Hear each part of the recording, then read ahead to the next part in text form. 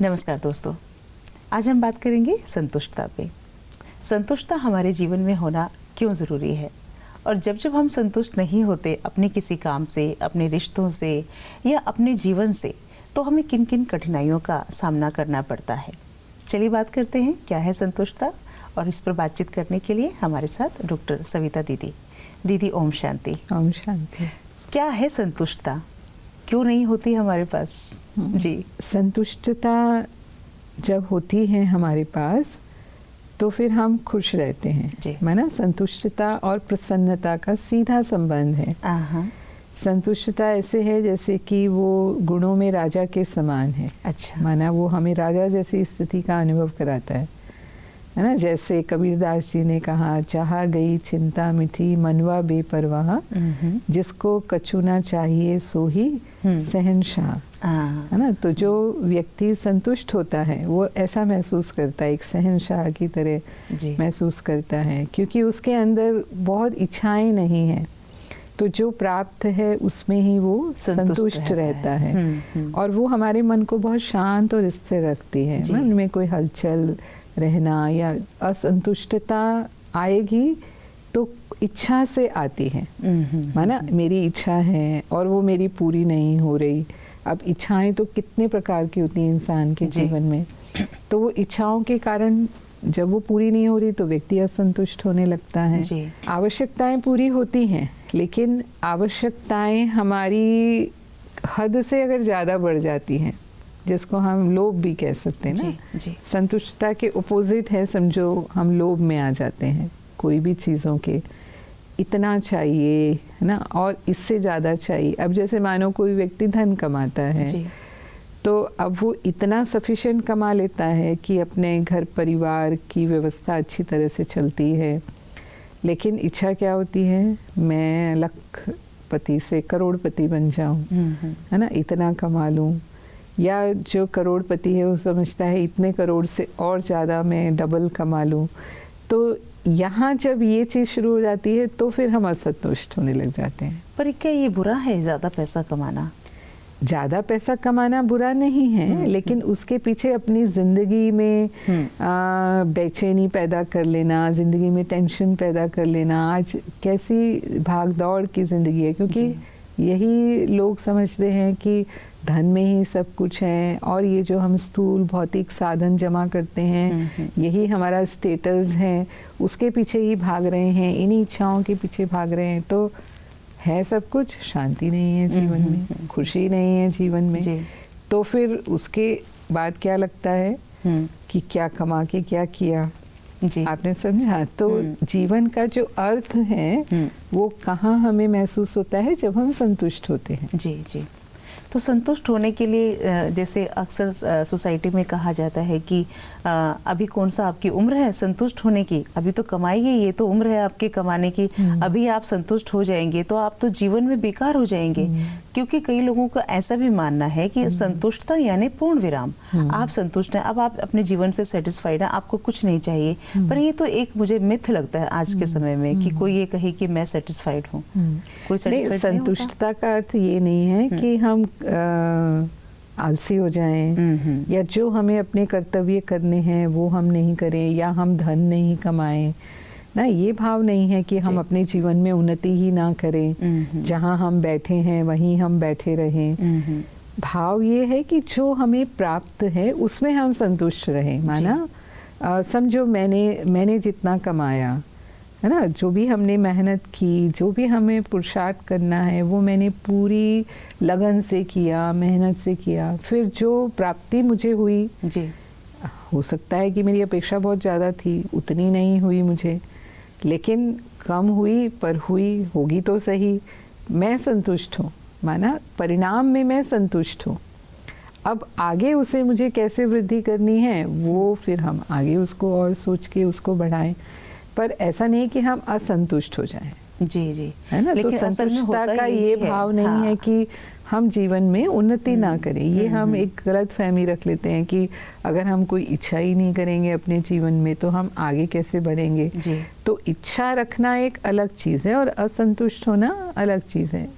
माना असंतुष्टता होती है हमें अप्राप्ति से, हम समझते हैं कि मेरे जीवन में ये अप्राप्ति है, माना कोई भी स्थूल अप्राप्ति हो सकती है, जिसमें हम तन की बात कर सकते हैं, धन की बात कर सकते हैं, संबंधों की बात कर सकते हैं।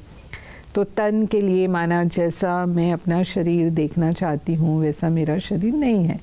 किसी की हाइट छोटी है तो किसी की हाइट ज़्यादा लंबी है ना, एक जितनी हाइट होनी चाहिए उतनी नहीं है, या जैसी पर्सनालिटी मेरी होनी चाहिए वैसी नहीं है, या जैसा कलर मेरा होना चाहिए वो नहीं है, या जैसे फीचर्स मेरे होने चाहिए वो नहीं है। तो मैं अपने शरीर से ही असंतुष्ट हूँ मान। हाँ, ऐसा भी होता है ना। तो अगर हम उससे असंतुष्ट रहेंगे तो ये तो कभी भी नहीं जाएगी। लेकिन मुझे जैसा, क्योंकि ये मेरे हाथ में तो नहीं है ना। जी हाँ, आपने अपना शरीर खुद तो नहीं बनाया है ना। अगर खुद की चॉइस मिल जाए तो हम सभी अपने शरीर को बहुत अच्छा बनाएंगे। जी। तो हमारे कर्मों से हमारा ये शरीर जो बना है तो उसको वैसे ही स्वीकार करें। लेकिन जो हमारे भाव हैं ना, जो हमारे विचार हैं, उनमें जितनी शुद्धि होती है वो हमारी पर्सनालिटी में रिफ्लेक्ट करती है, या जो हमारे गुण हैं वो हमारी पर्सनालिटी में रिफ्लेक्ट करते हैं, तो वो हमारी रियल पर्सनालिटी को बनाते हैं। हम केवल बॉडीली स्ट्रक्चर से अपने आप को समझने लगते हैं कि मैं कम हूँ, मैं ज़्यादा हूँ, या जो भी ना, और उसके हिसाब से फिर हम संतुष्ट होते हैं या खुश होते हैं या नहीं होते हैं। अच्छा, ये तो हमारी बात हुई दीदी। हाँ। जैसे मान लीजिए हम घर परिवार में हैं और आप में कोई कमी है और परिवार के लोग ही बार बार आपको बोल रहे हैं, आपको ये नहीं आता, आप ऐसे नहीं दिखते हो, आपको अच्छा से ये नहीं करना आता। तो जब परिवार के आसपास के लोग आपसे संतुष्ट ना हो रहे हों, उस स्थिति में आप क्या करोगे? अपने रहने के ढंग को हम बदल सकते हैं। तो अगर उसमें कुछ परिवर्तन करने की गुंजाइश है और हम कर सकते हैं तो कर लें। हाँ, उनको हम संतुष्ट करने की कोशिश करें, क्योंकि हम ही संतुष्ट रहें, उसके साथ साथ जो हमारे साथ रहते हैं परिवार में वो भी संतुष्ट होने चाहिए जी। तो कोशिश करें कि वो हमसे कैसी अपेक्षा रखते हैं, है ना। तो अगर हम अपने रहन सहन या कपड़े जिस तरह से वो चाहते हैं कि हम पहने, हाँ, ज़रूरी नहीं है कि मैं अपने आउट ऑफ थिंकिंग जा कर के, है ना, एक होता है हमारी अपनी चॉइस होती है कुछ, है ना, तो अपनी चॉइसेस से बाहर जा कर के कईयों का बहुत शालीन तरीका होता है कपड़े पहनने का। और आज तो हम देखते हैं कि अश्लीलता समाज में कितनी है, तो वो मेरे से चाहते हैं कि मैं ऐसे कपड़े पहनूं, माना जैसे आजकल देखने में आता है, माँ बाप बच्चों को ऐसे ऐसे कपड़े पहनाते हैं जी। तो अगर मुझे पसंद नहीं है तो मैं बता सकती हूँ कि मैं पहनूंगी, लेकिन जो शालीनता के अंतर्गत है उतना ही मैं वैसा ही पहनूंगी। पर जो जनरेशन है वो भी पसंद करती है कि हम मॉडर्न दिखें, है ना, और हम भी आज के ज़माने के साथ चलें। तो फिर छोटे छोटे कपड़े पहनना और ये सब, मतलब अपनी पर्सनालिटी को एनहांस करने के लिए इस तरह के जो तरीके अपनाते हैं, फिर उससे नुकसान हमें ही उठाना पड़ता है।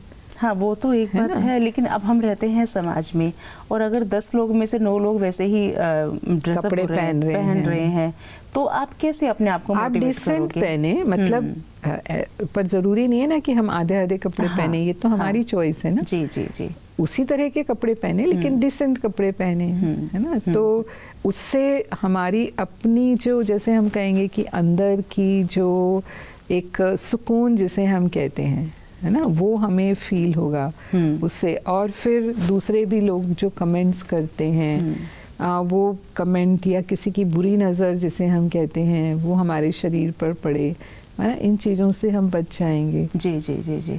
एक और जो दीदी अक्सर समाज में देखने को मिलता है कि चूँकि हम समाज में रहते हैं, ठीक है, हमारे ही साथ जो लोग हमारे साथ पढ़े हैं, जिनकी क्षमताएं हमारे ही बराबर हैं, वो हम देखते हैं कि वो हमसे ऊंची पोस्ट पर जा रहे हैं, उनको वो सब सुख सुविधाएं मिल रही हैं, और हम चूँकि उनके बराबर हैं और हम कोशिश करके भी वहाँ तक नहीं पहुँच पाते हैं।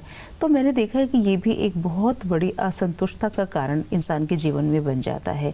साथ ही साथ मैं ये कहूँगी कि जिन संबंधों के बीच हम रहते हैं, उन संबंधों से भी कहीं ना कहीं हम असंतुष्ट रहते हैं। तो वहाँ हम किस तरह से काम कर सकते हैं? जहाँ तक पद प्रतिष्ठा की बात है ना, तो ये तो हर एक की अपनी अपनी योग्यता होती है जी।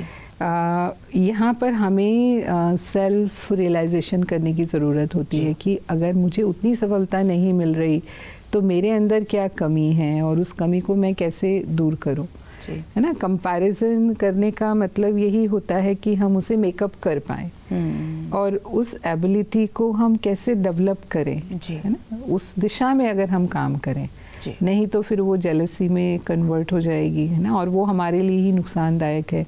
जैसे कहते हैं चिंता चिता के समान है, तो ईर्ष्या भी एक अग्नि है जो मनुष्य को जलाती है ना। तो उसकी बजाय ये कि मैं अपनी कैपेबिलिटीज को बढ़ाऊं, ताकि हम भी उतना सक्सेसफुल बन सके। जब तक हमारे अंदर वो योग्यता नहीं होगी तब तक वो स्थान हमें मिलेगा नहीं। तो कहीं ना कहीं मुझे उस योग्यता को अपने अंदर लाना होगा। और अगर उस फील्ड में नहीं, है ना, ये भी होता है कि हर एक की अपनी अपनी यूनिक क्वालिटीज़ होती हैं।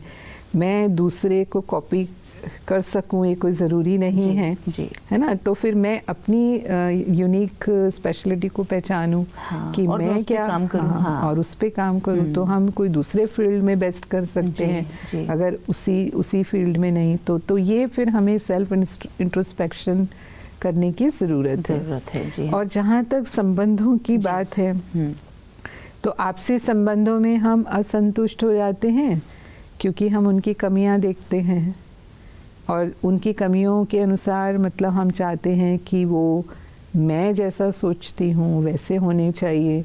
माना नॉर्मली हम दूसरे को अपने जैसा बनाने की कोशिश करते हैं ना। तो अगर मैं ऐसी हूँ तो इनको भी ऐसा होना चाहिए ना। अगर मैं घर में बहुत साफ़ सफाई रखती हूँ, मैं सफाई पसंद हूँ, मेरे घर में जो भी हैं उनको भी कैसा होना चाहिए, मेरे जैसा बिल्कुल सफाई रखने वाले होने चाहिए।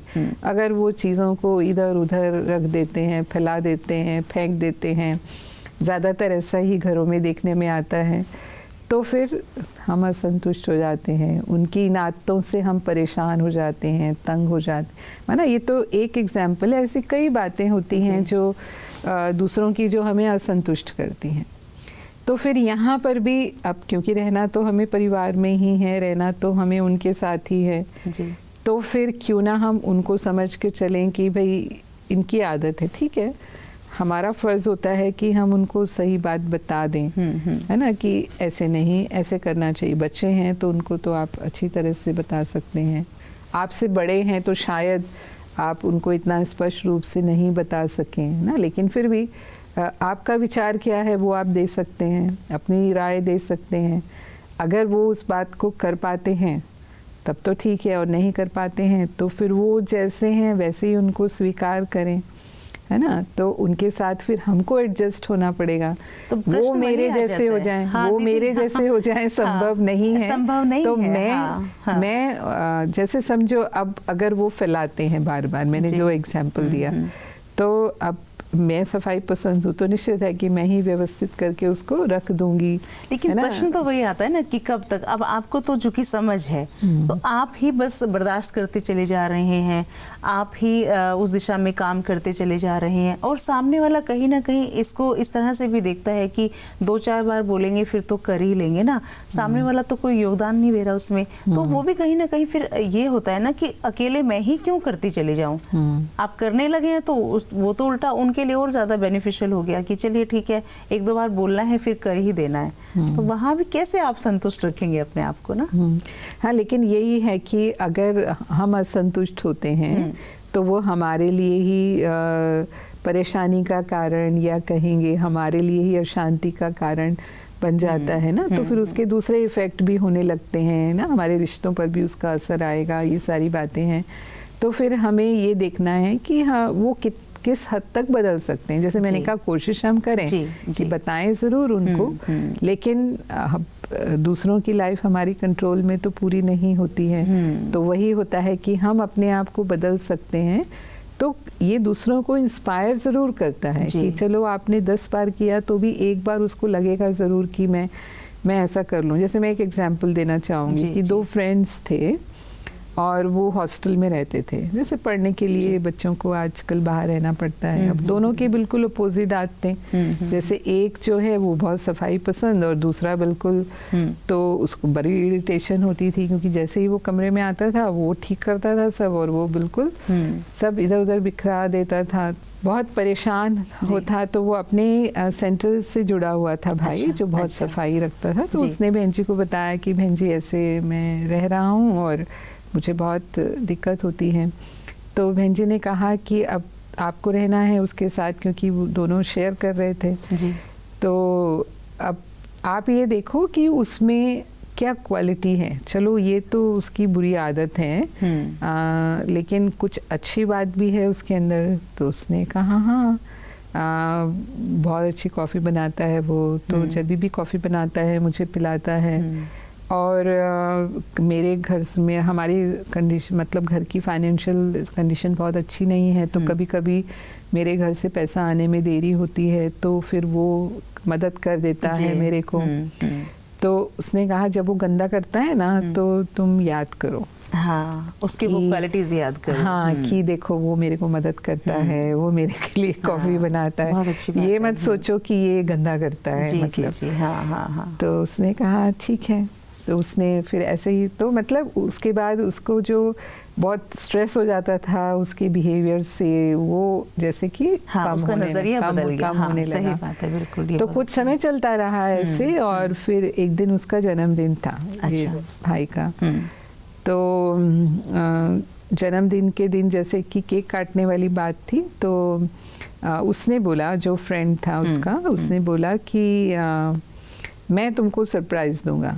अच्छा। तो उसने कहा कि ठीक है, क्या सरप्राइज है। तो गए, देखा कमरे में, तो कमरा एकदम साफ था, क्लीन था बिल्कुल। अच्छा। और उसने वो केक लाके रखा हुआ था काटने के लिए। तो वो जो साफ कमरा था वो मेरे लिए सरप्राइज था।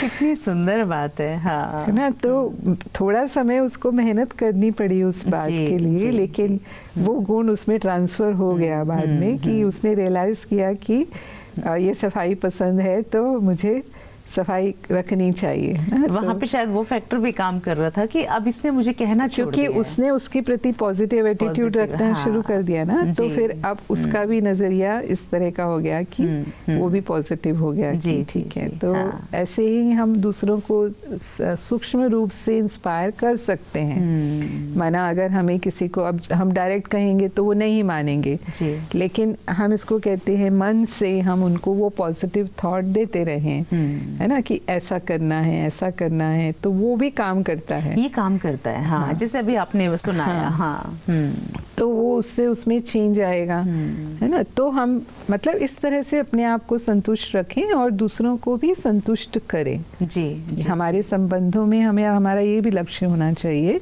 कि मेरे से दूसरे भी संतुष्ट रहें। हाँ, ठीक है। एक चीज़ कई बार क्या होता है कि जब हम असंतुष्ट होते हैं, हमें अपने जीवन का भी अर्थ समझ में नहीं आता। हमें ये लगता है कि क्योंकि अब हर तरफ से ही संबंध भी मुझे संतुष्ट नहीं कर रहे हैं, मैं जीवन में जो पाना चाहता था वहाँ भी मुझे संतुष्टता नहीं मिल रही है, शारीरिक रूप से भी मैं उतना अट्रैक्टिव हूँ नहीं हूँ, या उतनी अट्रैक्टिव नहीं हूँ, और लोग भी मुझे उतना पसंद नहीं करते। तो कहीं ना कहीं हमें लगता है कि हमारे जीवन का ही कोई अर्थ नहीं है। उस परिस्थिति में हम कैसे अपने आप को जाने कि ये सभी चीज़ें मिलके मेरा जीवन बनाती हैं या मेरा जीवन इससे अलग है? जब ऐसी स्थिति है, माना जब चारों ही तरफ से हमें ऐसा लगता है कि जीवन में कुछ भी नहीं है, तो हम स्पिरिचुअलिटी को अपनाएं, क्योंकि वो हमें जीवन का एक नया अर्थ देती है। हम अपने सत्य स्वरूप को समझ पाते हैं कि मैं केवल शरीर हूँ नहीं, लेकिन शरीर को चलाने वाली जो शक्ति आत्मा है, और वो आत्मा अपने आप में कितनी विशेष है, उसके अंदर कितनी क्वालिटीज़ हैं, है ना। आत्मा के बारे में हम बात कर चुके हैं बहुत सारे अपने सीरीज़ में। तो मैं आत्मा शांत स्वरूप हूँ, मैं प्रेम स्वरूप हूँ, मैं शक्ति स्वरूप हूँ, मैं आनंद स्वरूप हूँ। तो आत्मा का जब हम चिंतन करते हैं जी। तो वो चिंतन ही हमें अपना वो सेल्फ रिस्पेक्ट देता है। अच्छा। कि मैं कौन हूँ ये मुझे समझ में आता है। मैं ना केवल शरीर की बात नहीं, शरीर से हमें कई कमियां हो सकती हैं जैसे हमने कहा, लेकिन आत्मा रूप में तो मैं इतने गुणवान हूँ ना, इतने गुण मेरा स्वरूप है ना। और फिर उसके साथ साथ स्पिरिचुअलिटी हमें भगवान से भी कनेक्ट करती है, जो सर्व समर्थ है, जो सर्व गुणों का दाता है जी। और जब हम भगवान से कनेक्ट करते हैं तो हमारे सब मनोकामनाएं वो पूरी करने वाले हैं जी। ना। उनके लिए हम कहते हैं कि वो दुख हरता सुख करता है। तो उनकी याद से जब हम उनको याद करते हैं, मन उनसे कनेक्ट होता है, तो एक अलग ही संतुष्टि और तृप्ति का अनुभव हमें होता है, एक भरपूरता जिसे हम कहेंगे जी। क्योंकि संतुष्टता माना खालीपन है, माना हम किसी चीज़ की इच्छा कर रहे हैं जी, और वो हमें मिल नहीं रहा। हाँ, तो ये प्राप्तियां हैं अतीन्द्रिय प्राप्तियां, माना आत्मिक प्राप्तियां जिसको हम कहेंगे। एक होती हैं सांसारिक प्राप्तियां।